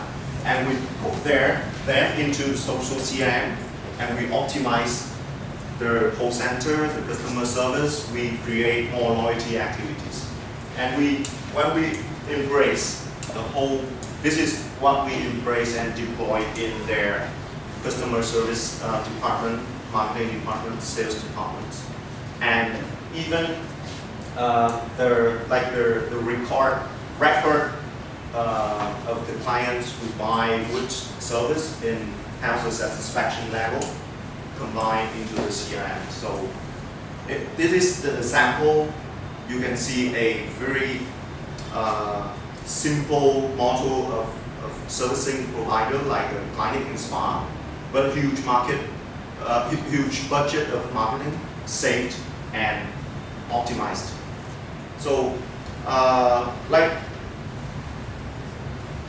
from our experience with sales and marketing, if digitalized, around 6 months we can optimize nearly 20 to 30% of the performance, and we can cut down many like waste human resources.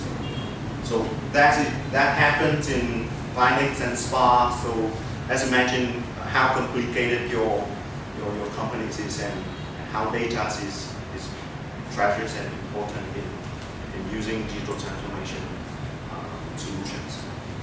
So after I sharing about how clinics and spa applied digital transformation, do you believe that your company can deserve attention about digital transformation solution? Do you? Okay. If you don't, Bang will share more about how their solution can help your business. All right.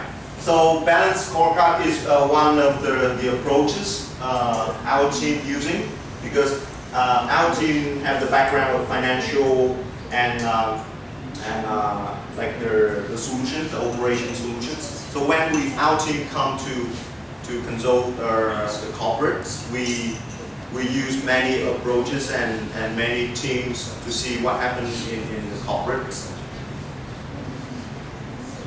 All right, so after 2 years deploying the solution and nearly 13 years in the digital technology industry, I have several lessons for home care about the digital transformation in Vietnam. Actually, I see a lack of consulting team, professional teams to overcome local barriers. For example, like fragmented structure, especially with big corporations. So from our experience of the financial team, they consult for multi-billion Vietnam dong corporate in Vietnam. The number of human resources huge, but the structure and performance is very fragmented. So more professional consulting team is a big need. Limited budget allocation. It can be from the belief. They don't know exactly what will happen to their business, and that's why the budget allocation will be drove for, like back to the event activations or sales promotions, not for investment into fundamental system like that. And public enterprises and private enterprises encounter several different challenges. In public sectors, we can see the chairman will have 4 years and some years to consider about his aspiration. So what will happen in public sectors is much different from the private sectors. So this is a long story in Vietnam. Traditional experience track. So where we consult the digital transformation for big corp, most of the successful case needs the C-level and the IT and the marketing or sales in a whole team, and they have their highly agreement.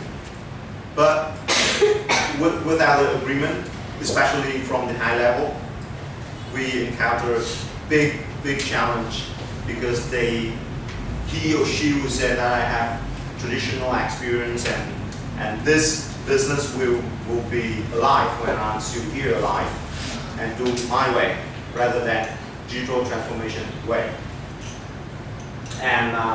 And it will link to a short-term vision or mindset from the traditional style of management. Like I said, SME have more advantages. Big corps are struggle, but we can turn challenges into motivations. It cannot pull us back from moving towards to the digital area. And from SME snapshot, I can see several attributes. Small to medium scale of structure is one of their advantages because it is quite flexible for teams to adapt new things and very flexible to be failure and try new things. Quick response, yes. And especially with the startups or the corporation, the SME in the technology sector, they are very quick respond and adapt new things. Like a new launch of Windows 365, they will apply into their CRM system before because it will be on cloud, it will be multi-devices available, and that they can follow the trace. And my conclusion is SME embrace the new advantages, but we should invest into designing and should be very disciplined. Well designed, it means that we should have a vision to build it for 3 or 5 years and like catch up with the trends like Tony have shared to see what will happen in our industry, our environment, and our companies more than like 3 years or 5 years, so that the designers who design the infrastructure of that company will have a long-term platform rather than only just plug and play tools. And how about discipline?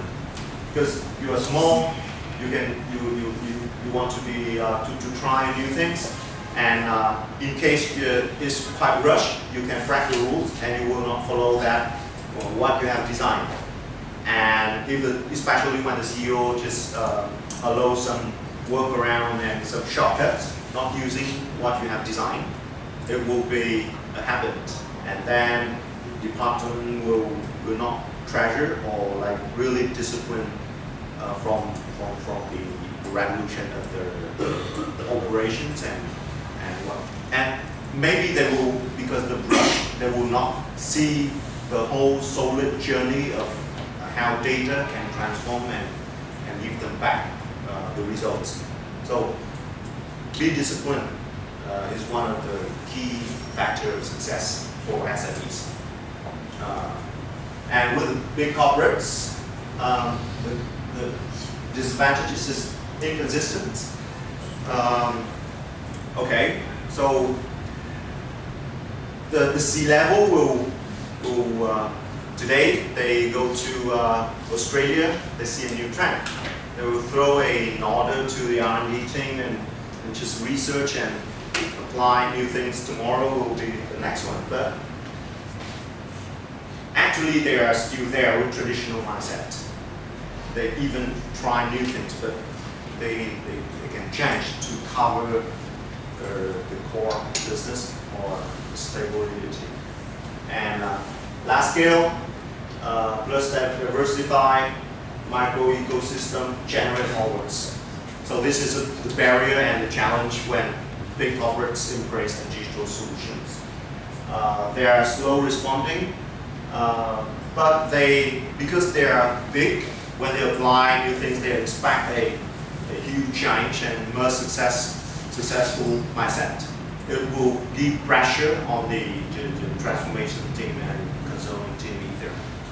And but when they are successful, transformation will bring huge changes and set new level of standards for sure.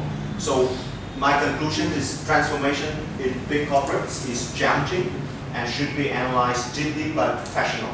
So the professional is the keyword. So it's a long journey which have to start small but quick from the new mindset cascading. Mindset for big corporates is where I suggest to start because the big corporate, it takes time to see the results. So to buy more time, you should start from your leaders to ask everybody to change the new mindset or show them some samples about successful cases. So the C level is exactly must enroll. So to finalize my presentation, there are several names for you to research and search for more. FPT, one of the biggest player in Vietnam, authorized and supported by the government to support big corporates for digital transformation. UNET Group, one of my previous company, and they have a lot of tools and platforms for enterprises available for you to join the digital transformation race. Chico, a very famous guy here in our ecosystem who won a Shark Tank deal. And Win ERP, a hybrid. They are a consultant firm, just small, but they are still a startup. So this name is not like specific order of the quality. I'm not sure about the quality, but they have the role in this ecosystem. And I value a consulting firm where we gather consultants and with a lot of solution of digital transformations. So my final word is I hope my presentation gives you more confidence about activate the digital transformation process in your company, even you are small enterprise or big corporates or startups. The smaller you have, the bigger advantage. Thank you.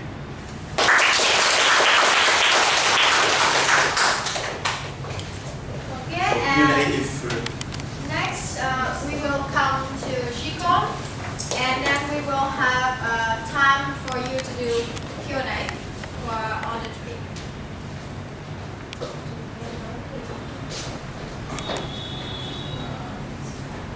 I will present in English and almost of other CA Vietnam.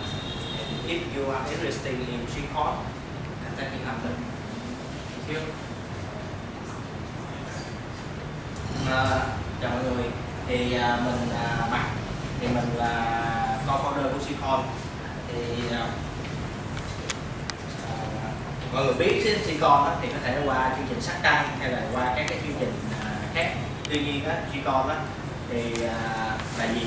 Thì hy vọng ngày hôm nay mình có thể giới thiệu cho mọi người hiểu về Shikon.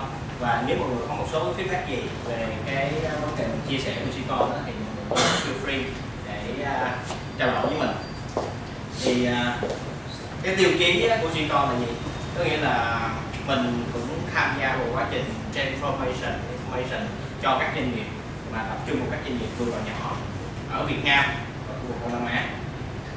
thì cái tiêu chí của mình là Cost Smarter, Grow Faster. Thì ở đây mình mong muốn giúp cho các doanh nghiệp vừa và nhỏ có thể xây dựng một cái hệ thống gọi là cái call center một cách nhanh chóng nhất và ở bất kỳ nơi đâu, ở bất kỳ thời điểm nào, và có thể scale up một cách dễ dàng ở toàn khu vực Đông Nam Á. Thì mình nói sơ về Sicon. Thì hiện tại Sicon được thành lập ở Singapore vào năm 2015 và có hai cái phần chi nhánh, một là ở Việt Nam, một ở Singapore.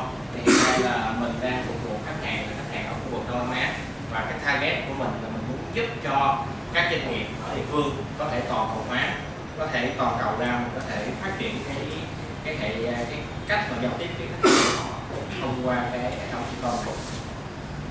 Thì đây là đội ngũ của Sicon. Thì thực ra Sicon đã tham gia vào cái lĩnh vực gọi là VoIP, cái lĩnh vực mà viễn thông mà hồi nãy Victor Tony có thể chia sẻ về cái lĩnh vực là viễn thông. Thì có 3G, có 4G, có 5G, thì nhận thấy cái trend trong cái ngành viễn thông này, và Sicon đã tham gia vào cái ngành này thì đã có được 200 năm kinh nghiệm, cái đội ngũ của Sicon để tham gia vào cái ngành này và xây dựng ra cái phần mềm ứng dụng công nghệ viễn thông để hỗ trợ các doanh nghiệp các doanh nghiệp vừa và nhỏ xây dựng cái tổng đài cho mình. Thì Sicon cũng là được một trong những cái đầu tư từ quỹ Moody ở Singapore mà để Victor Tony có chia sẻ. Thì C0706 là cái công ty viễn thông lớn nhất ở Úc, và họ cũng là chứng nhận về cái gọi là cái tầm nhìn và cái passion của Sicon để có thể phát triển cái công nghệ ở khu vực.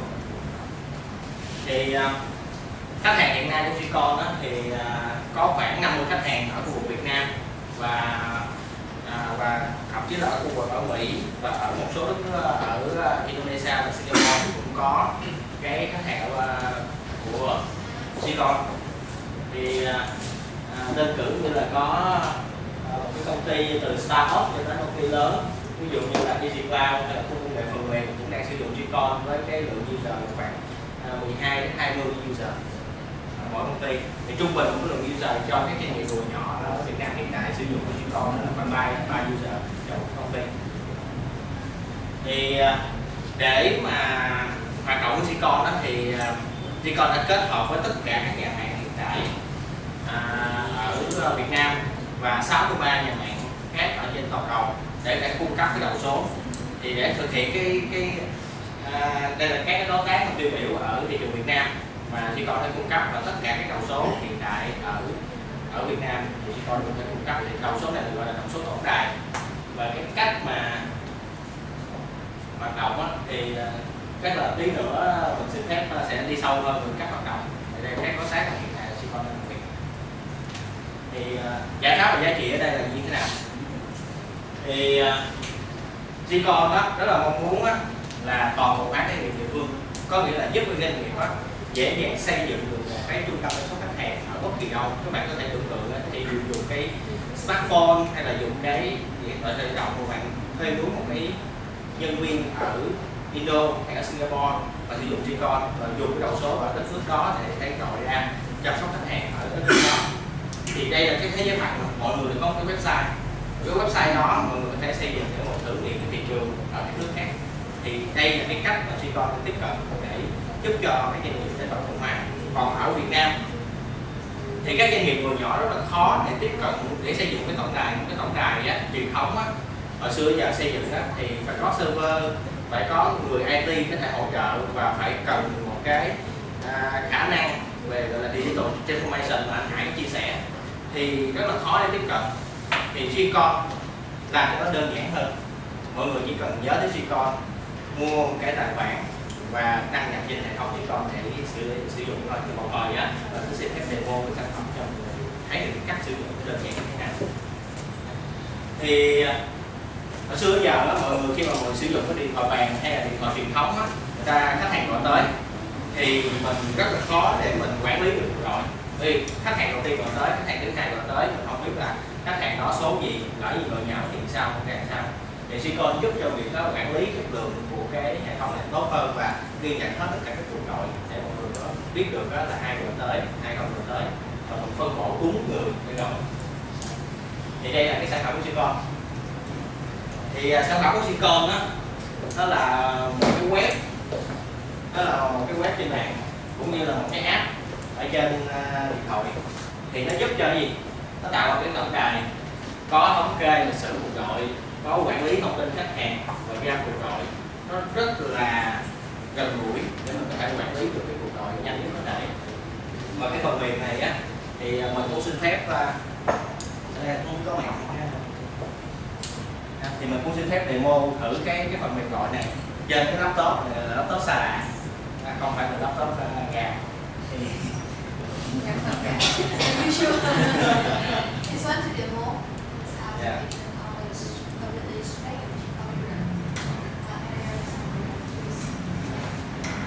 How you can actually use it everywhere on the browser. So I just said, are you sure? Yeah.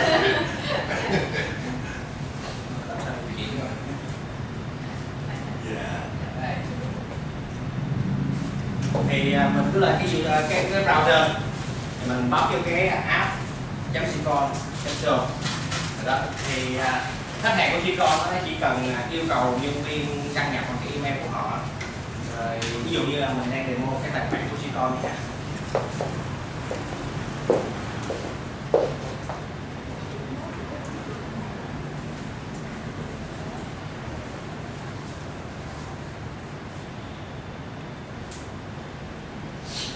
Khi đăng nhập tài khoản thì khách hàng chỉ biết là cái tài khoản của mình và cái số của mình thôi, rồi cái password của mình thôi, và sau đó là nhân viên có thể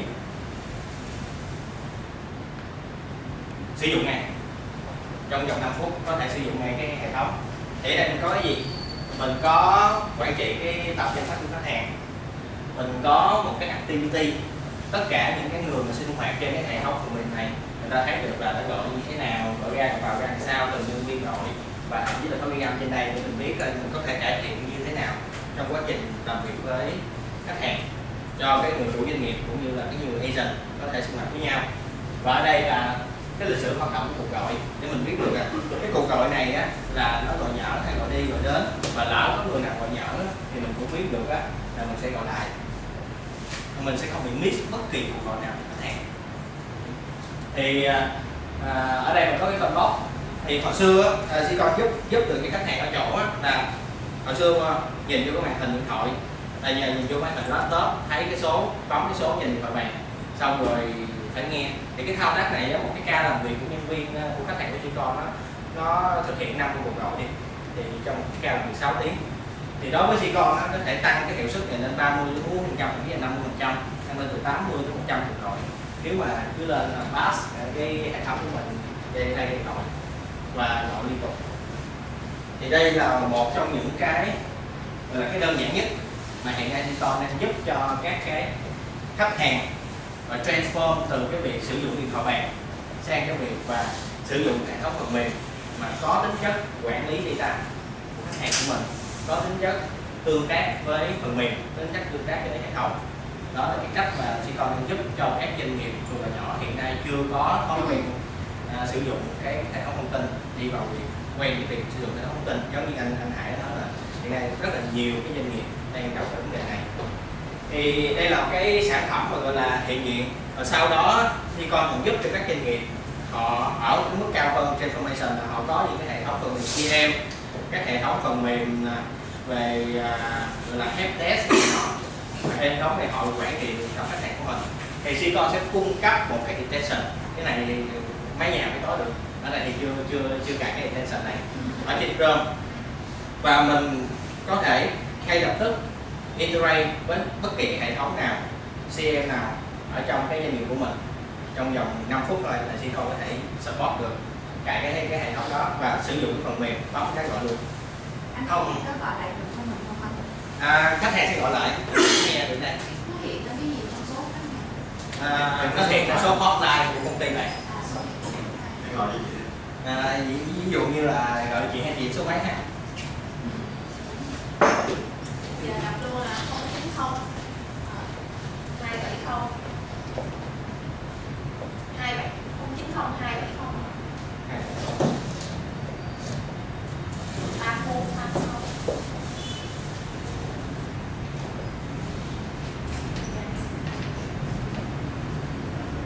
thì đơn giản chỉ là bấm gọi thôi. Và khi gọi tới á, thì nó sẽ hiện lên đó là số điện thoại của doanh nghiệp của mình là 028 rồi 777 8899. Thì đây là số điện thoại hotline của riêng Gcon. Nhắn nghe điện thoại luôn. Không có thể Phần mềm như thế này á, thì tính phí cước cuộc gọi như thế nào? Xíu nữa em sẽ trình bày tiếp demo này trước này. Dạ. Đó. Rồi. Thì đây là cái phần mềm gọi là khách hàng gọi đến thì ai là người nhận? thì hiện tại đó là trong cái hệ thống doanh nghiệp của Gcon đó, cái khách hàng của Gcon đó thì khách hàng Gcon sẽ có những agent trực, thì họ sẽ có 1, 2, 3 người trực để họ trực cái tổng đài này. Nhiều số mà vừa mới gọi thì bây giờ chị bấm gọi lại nó sẽ như nào? Để nó gọi tới đây. Nhưng mà nha. Mới gọi tới đó. Đây là cái người được gọi tới và gọi đúng cái số điện thoại đó là công ty. Nhân viên đang nhận đủ thì nó sẽ hiện tất cả các nhân viên đó. Đây là một câu hỏi rất là hay. Có nghĩa là khi mà nhiều người có nhiều nhân viên thì Gcon sẽ giúp cho họ phân luồng lại. Ví dụ như gọi phòng chăm sóc khách hàng, phòng kinh doanh, phòng kỹ thuật thì nó sẽ được phân luồng ra và theo cái nhu cầu của doanh nghiệp. Thì mình sẽ có một cái bảng khảo sát để coi coi muốn gọi cho số 1 thì bấm số 1 là dai, số 2 là dai, số 3 là dai. Thì Gcon hoạt động để giúp được khách hàng phân luồng được.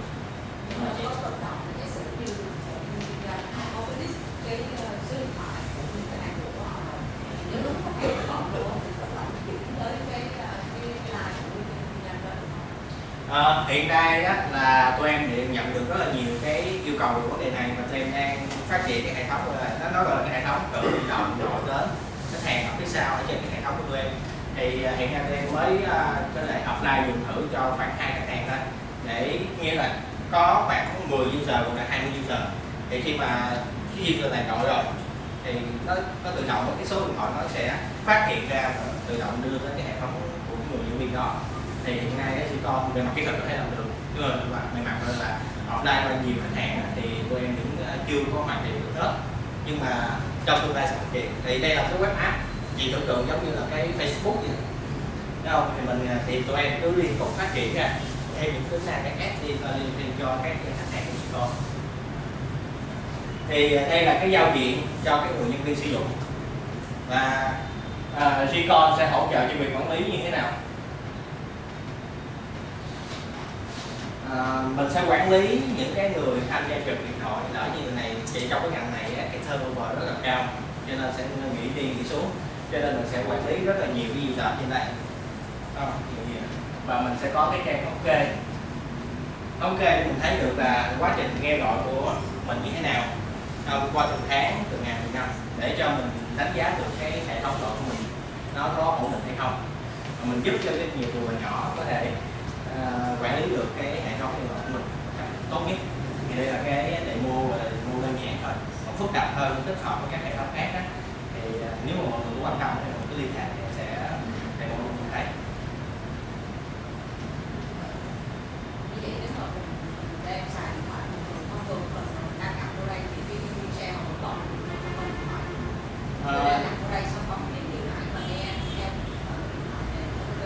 Được hết. Dạ. Nhân viên cũng có thể nghe gọi được. Đó thì đây là cái demo về cái cách sử dụng của nhân viên.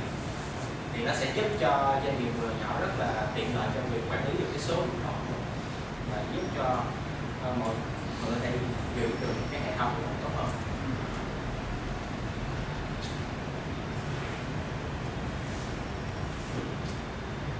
Thì để hỗ trợ được thiết lập cái tổng đài này đó, thì nãy mình sẽ rất là tò mò là cần cái gì. Thì đầu tiên đó là mình sẽ cần những cái thiết bị PC, laptop hay là cái smartphone để nghe gọi. Smartphone thì bên tụi em cũng có cái phần mềm trên smartphone nghe gọi.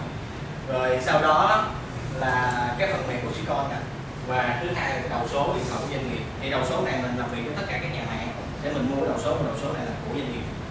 Thì doanh nghiệp phải có giấy phép kinh doanh thì mới mua được một số này. Thì số này phải phân bổ cho việc nghe gọi tổng đài.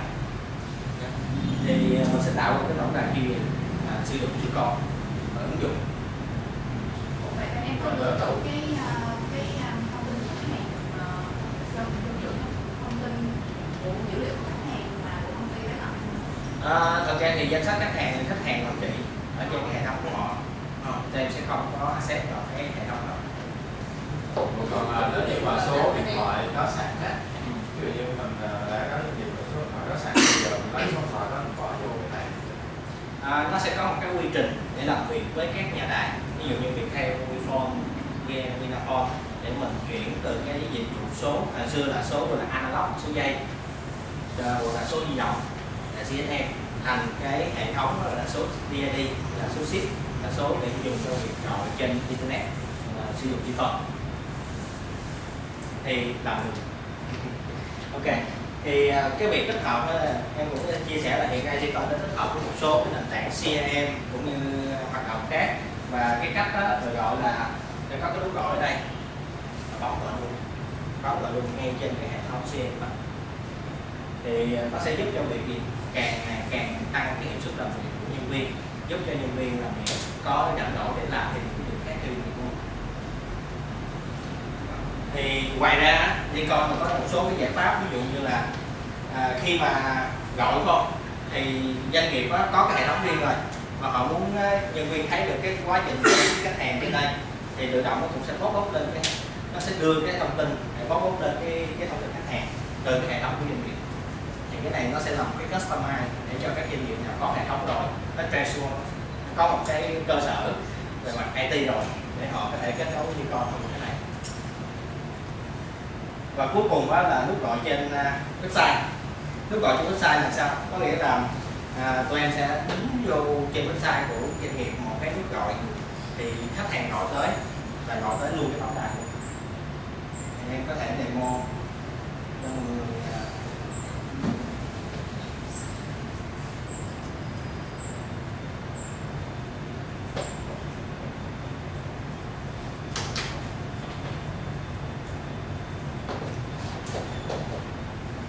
đây là cái nút gọi của Vifone, nó sao đó đây.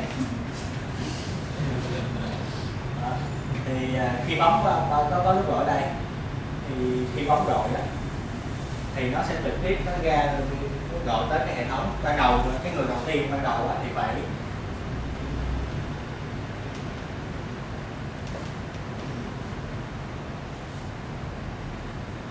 đầu tiên á là khách hàng của mình phải nhập, ví dụ như là bạn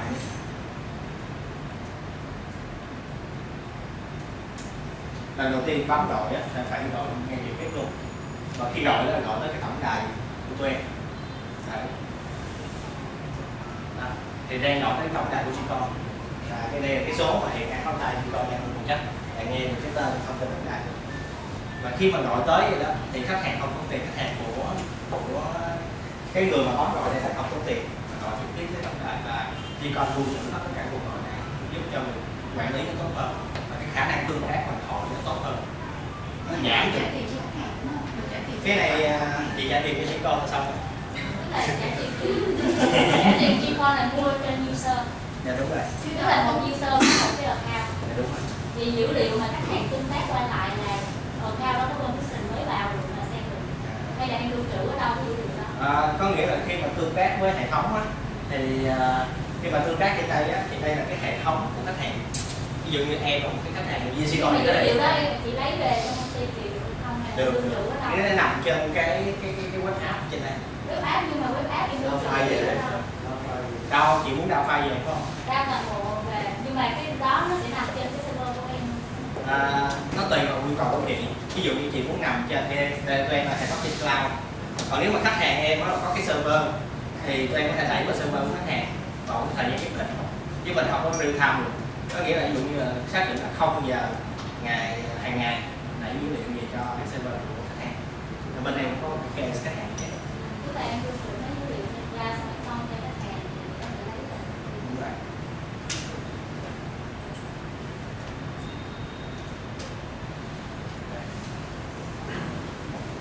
Thì đây là cái bộ sản phẩm để dùng cho developer, những cái người mà có nhiều cái transformation hơn để họ tích hợp với hệ thống của họ.